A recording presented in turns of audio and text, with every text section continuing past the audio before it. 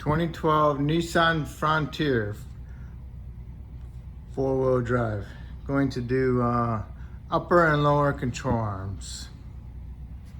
First you need to do is jack it and support it properly. Remove your front tires, which are 21 millimeters. And then the first thing you want to do is you want to remove the cotter pin out of the tie rod end, and the axle, and the upper ball joint. Alright, so you undo the ball joint, not ball joint, but tie rod end. That was a 21. Hit the knuckle with your sledgehammer, break the taper loose. Taper, break it loose. Then you can turn it in. And then you want to get a pair of vice grips, put it on the lug stud. Not real tight, but just tight enough to hold it on there so the rotor don't fall off.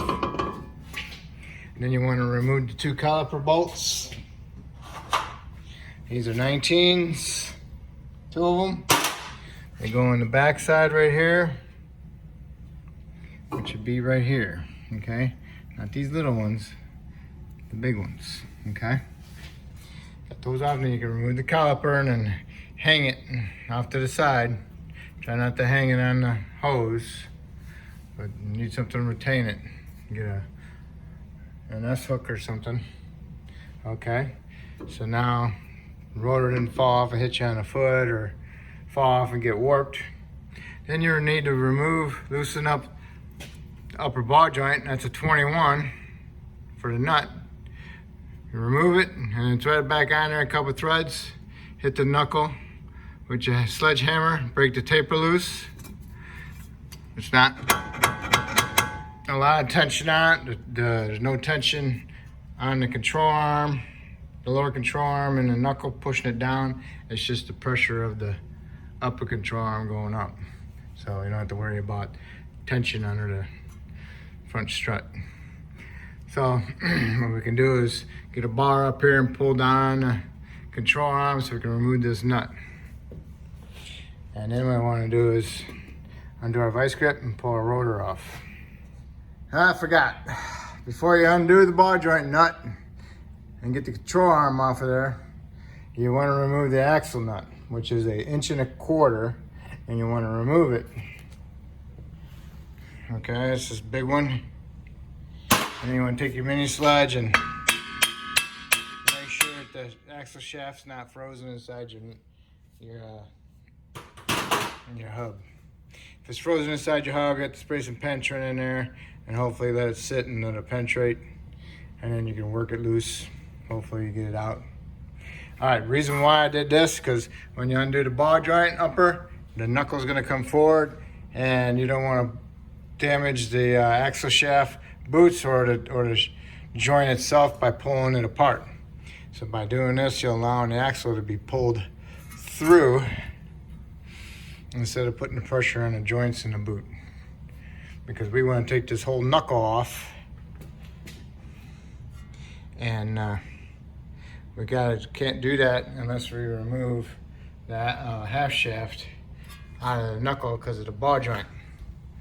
Okay, because I'm not going to get enough drop to get it out. And also you need to remove is your ABS sensor. You need to undo it. You need to get all the dirt out of here as possible so you can push in on the little tab on here. It's got a little clip, all right? You need to push it in to undo that little clip, little notch that sticks up that goes into this other connector. Mine was really tight. Clips in there, clips in right inside there. So we undo that, and then we'll pull it out and see if we can get our half shaft out or not. Okay, before you go pulling that half shaft out, what you want to do is you want to remove this ball joint,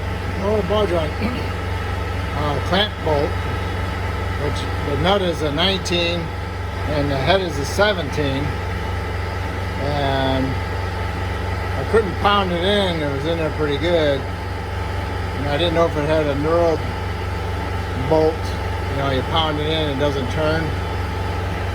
So I ended up spraying it down with some penetrant and putting a 17 socket on there and hitting it with the impact, and it spun it a little bit. So then I hit it with the hammer and it came out, and it's good to go. It's just a plain old bolt. So now, to be on the safe side, what you need to do is, this is a split knuckle where this goes through. You need to get a punch, not a punch, but a chisel. And you put the chisel into the groove of the ball joint to open it up a little bit. Then you can pull it off. Okay. Okay. All right. I got the punch in there, not the punch, the chisel in there. Okay. Now, I just pounded it in there. I don't want to pound it too crazy in there because I don't want to crack my knuckle.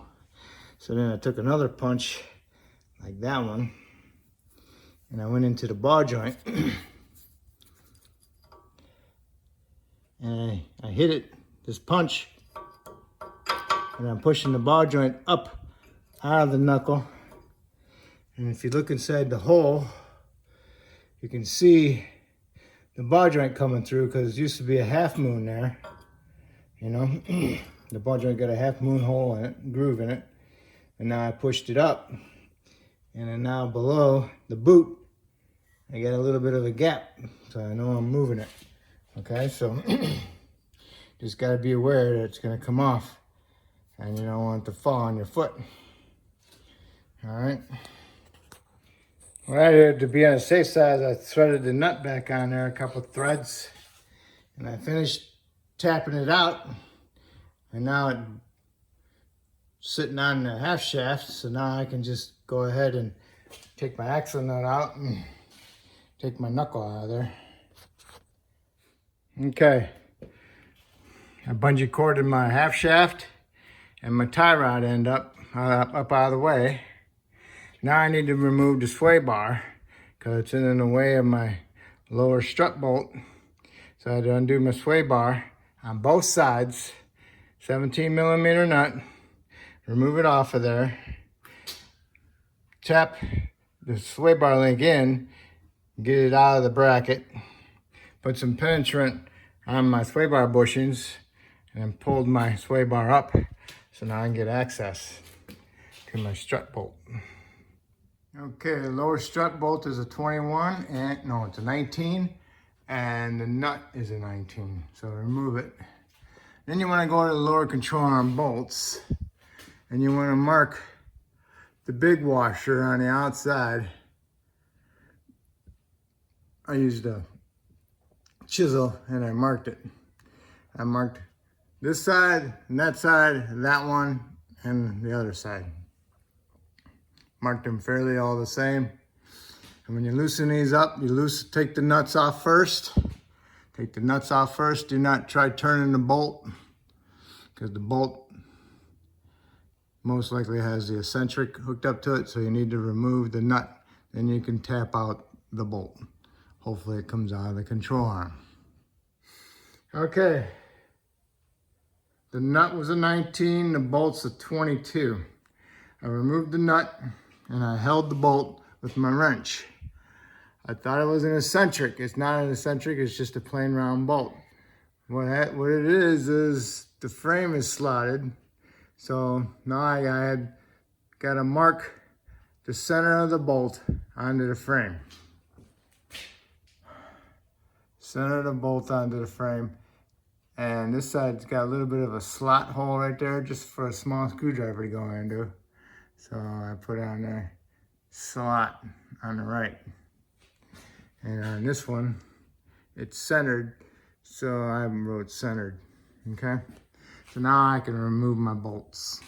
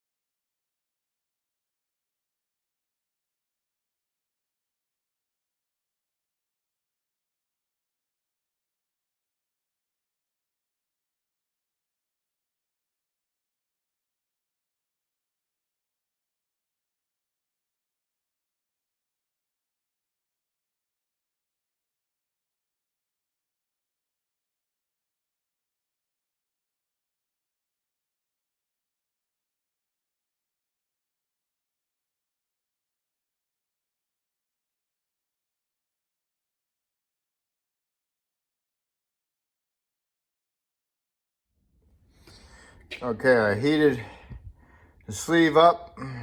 I put some vice grips on when it was pretty hot. And then I put the impact on the bolt and it loosened up and I threaded it out. On the other side, I smashed it with the hammer pretty good. I ruined it, so I had to cut it off with the die grinder. And the hole was slotted so I could slip one end out and pull the other end out. Like I said, what I did was I cut it at the bottom best I could on both sides.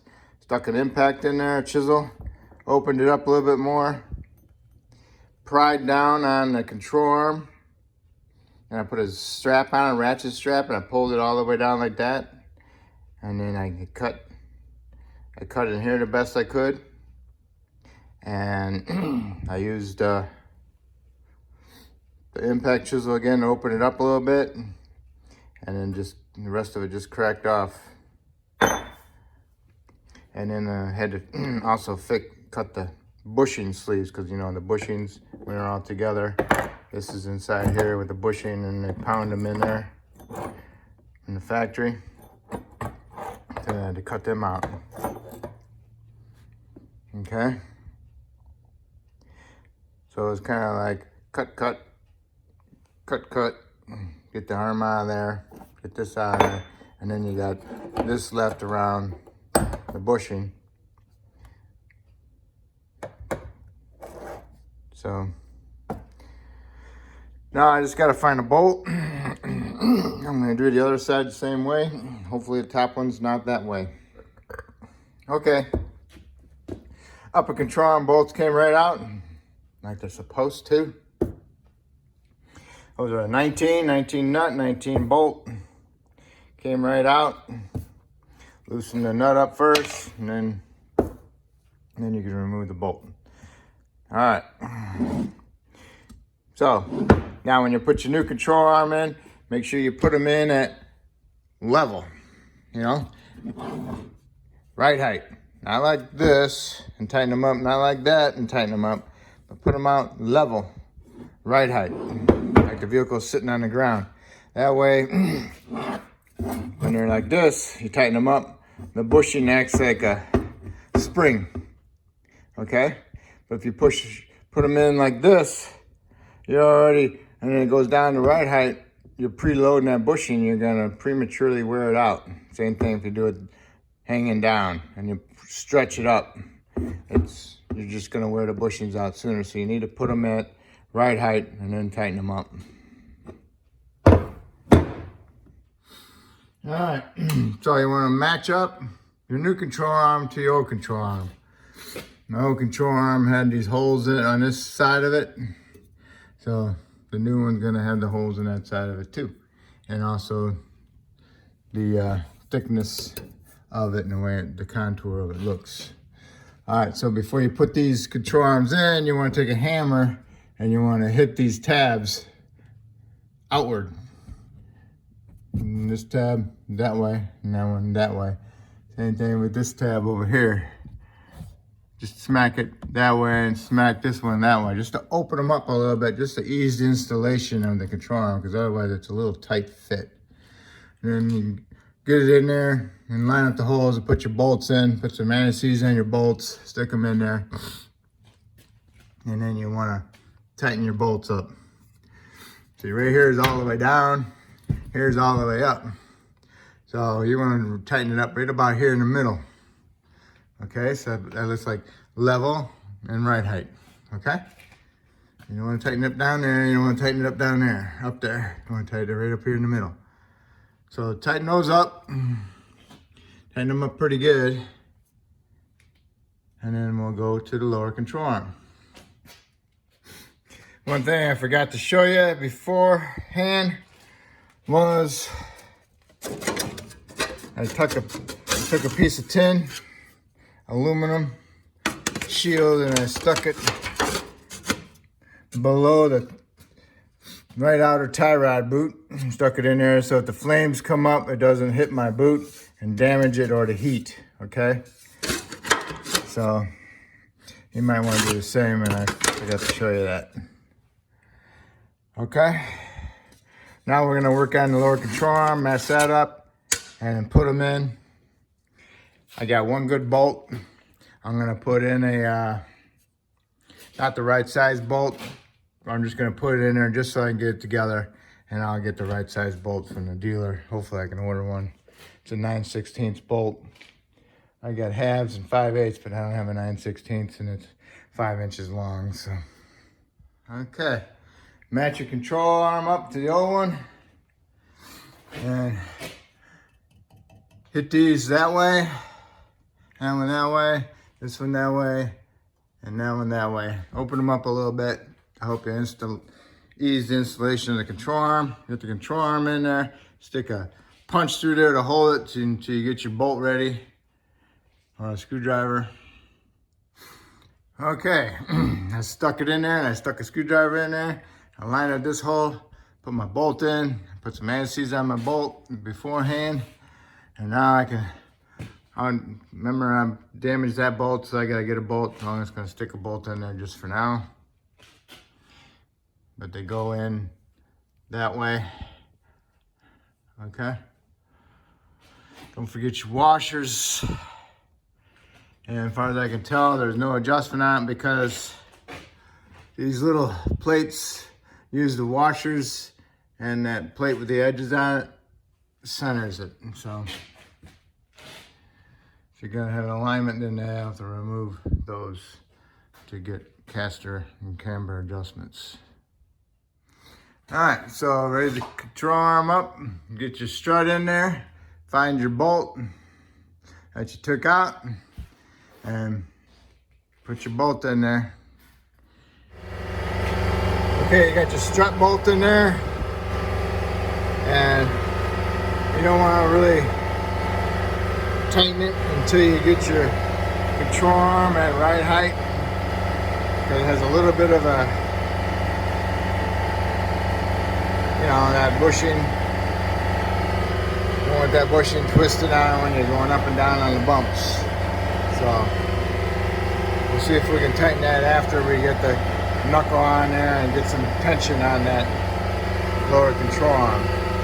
Put some anti-seize on my half shaft, tie rod, upper ball joint, and lower ball joint. And then you want to clean out the knuckle where the lower ball joint goes into. And earlier I was talking about the slot where the bolt that goes in the lower ball joint goes. Well, that's that half moon.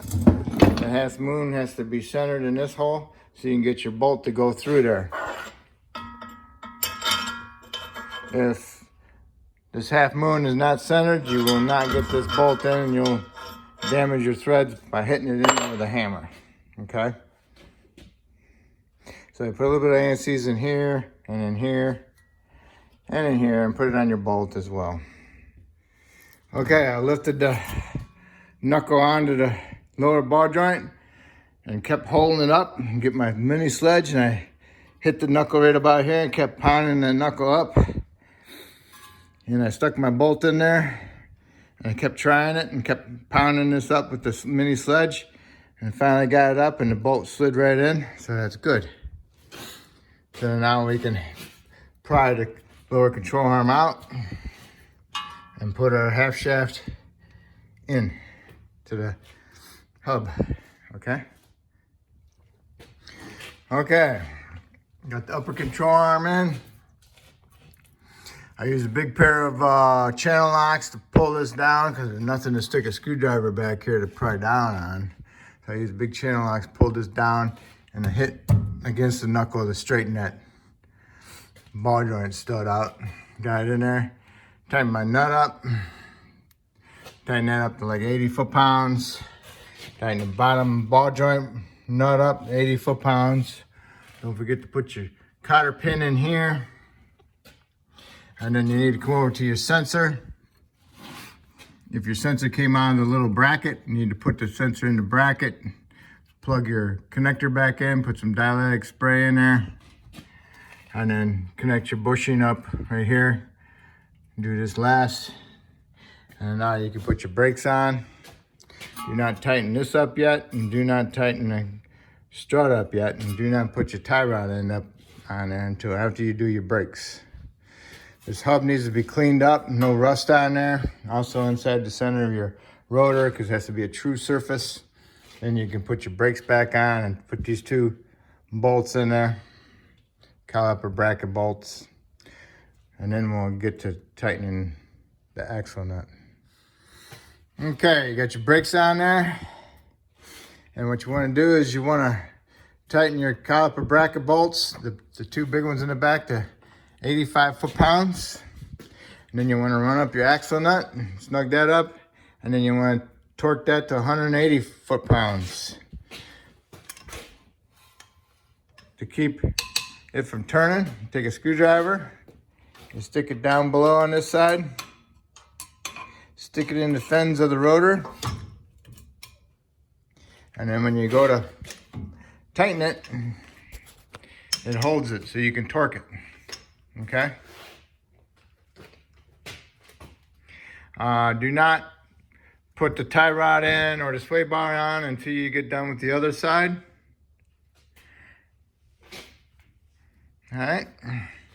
So what we need to do when we're almost done is put a jack under the control arm, lower the vehicle down on it, and raise that lower control arm up a little bit, and then we can tighten our control arm bolts.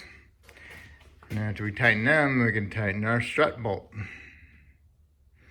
Then we can put in our sway bars on both sides, and then we can put our tie rods on, and don't forget your cotter pins.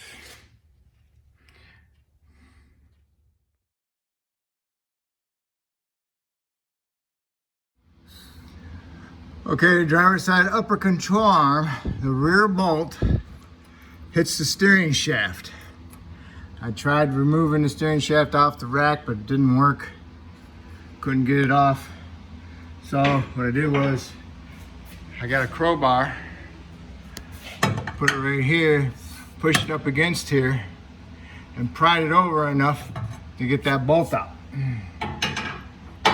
So then what I'm gonna do is I'm gonna put the bolt in, possibly from this way, going together. Okay, got the control arm in, stuck the bolts in this way, and the nuts are on the inside now. A little bit easier. All right, so now we can work on our steering knuckle. Gotta clean out that knuckle for the ball joint. But anyway, okay, you got the driver's side caught up with the passenger side. Now what we're doing is tighten up our lower control arms. Put a jack stand on there and you lower the vehicle down on it so there's no pressure on this rack. Brought that arm up just a little bit, just enough. Tighten your control arm bolts on the bottom. Tighten up your strut bolt. Now all you need to do is raise it back up, take the jack stand and put it on the other side and do the same thing. Just a reminder, make sure that your washers on your lower control arms are between the notches. Okay? Don't want them sticking over the side of the notches. Okay, make sure it's in between the notches. All right? Okay. So now we got them all done. Now what you do is put your stabilizer links in and tighten them up, and then put your tie rod on, put your nut on, tighten it up, and don't forget your cotter pins. Okay, don't forget your cotter pins. Cotter pins. All right. Okay, got all your cotter pins in, and you got your upper control arm bolts tight, ball joint tight, lower control arm bolts tight, in between the little centers, notches. Get your tie rod tight, lower ball joint tight, stabilizer links tight, half shaft tight, and your brake caliper brackets tight. All right, got that done on both sides. Make sure you double check them all. Suspension, that's something you don't want to leave loose. Okay. All right, then that's it. Then you need to put your tires on and torque them to 100 foot-pounds, and that's it. That's how you do your upper and lower control arms. Thank goodness, that's it. All right, and if I helped you out, that's awesome. If you'd help me out by subscribing, I appreciate it. And I just want to thank you. Okay, bye.